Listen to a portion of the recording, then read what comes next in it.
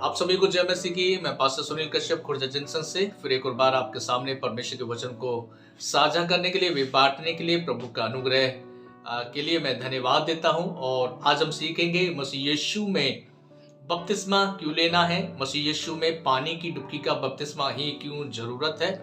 मैं आपको सामने परमेश्वर के वचन को मैं बांटने के लिए जा रहा हूं। और प्रभु का वचन मरकुस रचित सुसमाचार और उसके 16 अध्याय 16वीं आयत, उसमें इस प्रकार से लिखा है, जो विश्वास करे और बपतिस्मा ले उसी का उद्धार होगा।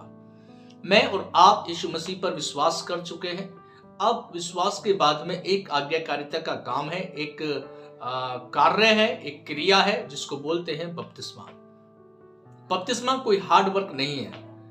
बपतिस्मा मैं आपको बताऊं कोई हवा भी नहीं है मेरे प्रियो।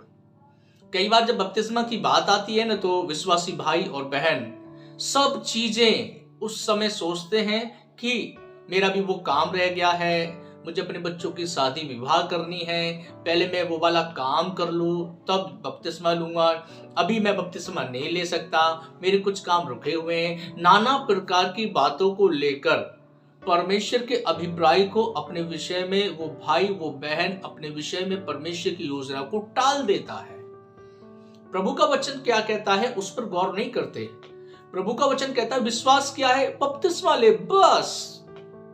लेकिन कई बार मैं और आप ऐसा भी सोचते हो, अभी तो मेरे अंदर वो वाला पाप रह गया है, अभी तो वो काम भी मैं करता हूं, ओ अभी तो ऐसा भी है ऐसा भी है। प्रभु का वचन क्या कह रहा है, जस्ट अभी आप ये सोचे, प्रभु का वचन कह रहा है विश्वास करते हैं आप बपतिस्मा ले, बाकी चीजें बात की बात है।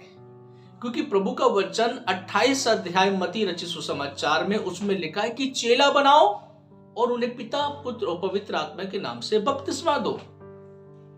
चेला बनाओ, चेला जिसको बनाना है उसे पिता पुत्र और पवित्र आत्मा के नाम से बपतिस्मा भी देना है। चेला वो होता है जो गुरु के पद चिन्हों पर चले। चेला अभी गुरु नहीं है, ये ध्यान से सुनना। चेले में बहुत कमियां हो सकती हैं, चेले में बहुत निखार आने के लिए टाइम लग सकता है, लेकिन प्रभु का वचन कहता है कि आप चेला बने। चेला बनने के लिए एक क्रिया दी है, काम दिया है, वो बपतिस्मा ले।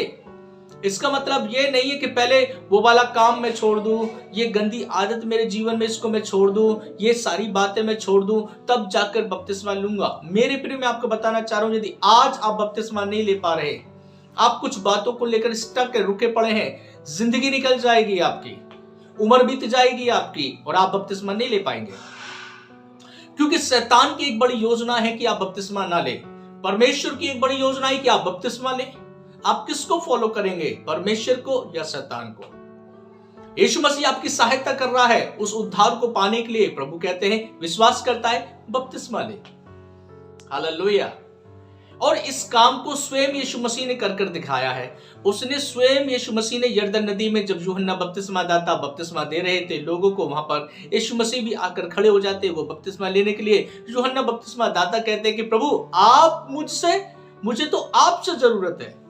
यीशु मसीह कहते नहीं यूहन्ना, इस धार्मिकता की रीति को मुझे और तुझको मिलकर ऐसा ही पूरा करना है। हालेलुया। वहां पर यीशु मसीह ने बपतिस्मा लिया है और यीशु मसीह के फॉलोवर है मैं और आप, यीशु मसीह के पीछे चलना है। हालेलुया। कई बार मैं आपको बताऊं, जब यीशु मसीह की बात आती है, वचन की बात आती है, आज्ञाकारिता की बात आती है, बपतिस्मा की बात आती है, तभी मुझे और आपको शैतान आकर रोक देता है। अभी बच्चों की शादी हो जाए, अभी मैंने तो वो भेंट मांगी हुई है उसको पूरा करना है, अभी तो मुझे ये वाला काम पूरा करना है, अभी पहले मेरी नौकरी लग जाए, पहले ऐसा विवाह हो जाए, ये हो जाए, तब जाकर मैं बपतिस्मा लूंगा। ये कई बार लोगों के साथ देखने के लिए मिलता है, लेकिन प्रभु का वचन क्या कहता है? प्रभु का वचन मरकुस की किताब और उसके 7 अध्याय और उसकी 9वीं आयत में आपके सामने पढ़ूं, उसमें लिखा है, उसने उनसे कहा तुम अपनी परंपराओं को मानने के लिए परमेश्वर की आज्ञा कैसी अच्छी तरह टाल देते हो। मनुष्य की तुम अपनी परंपराओं को मानने के लिए, समझ रहे आप, तुम अपनी परंपराओं को मानने के लिए परमेश्वर की उस आज्ञा को, उस योजना को कितनी भली और अच्छी रीति से टाल देते हो। यह हकीकत है। मैं और आप अपनी परंपराएं पूरा करना चाहते हैं पहले, बाद में परमेश्वर की धार्मिकता के लिए, परमेश्वर की आज्ञा के लिए बाद में हम कदम उठाते हैं। लेकिन प्रभु का वचन कहता है यदि आप विश्वास करते हैं आप बपतिस्मा लें। हालेलुया। यदि आप कुछ बातों को लेकर अपने आप को रोक कर बैठेंगे, मैं फिर एक बार कह रहा हूं, आपकी जिंदगी निकल जाएगी, आप कभी बपतिस्मा नहीं ले पाएंगे। क्योंकि परमेश्वर की योजना को आप तो टाल रहे हैं, लेकिन आपके पीछे शैतान की एक बड़ी चाल है। आप उस बात को सोचें, परखें कि आपको लगता है कि बपतिस्मा लेने के बाद आप पाप नहीं करेंगे। होगा।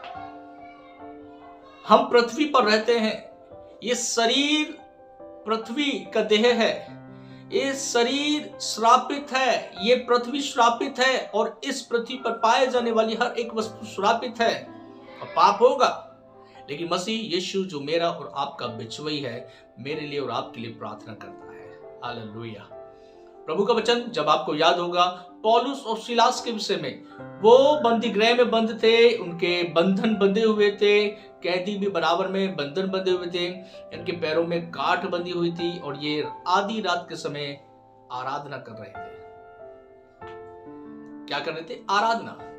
और प्रभु का वचन बताता जैसे ही आराधना कर रहे थे, कैदी सुन रहे थे, उनके बंधन खुल रहे थे, पौलुस और सिलास के भी बंधन खुल रहे थे।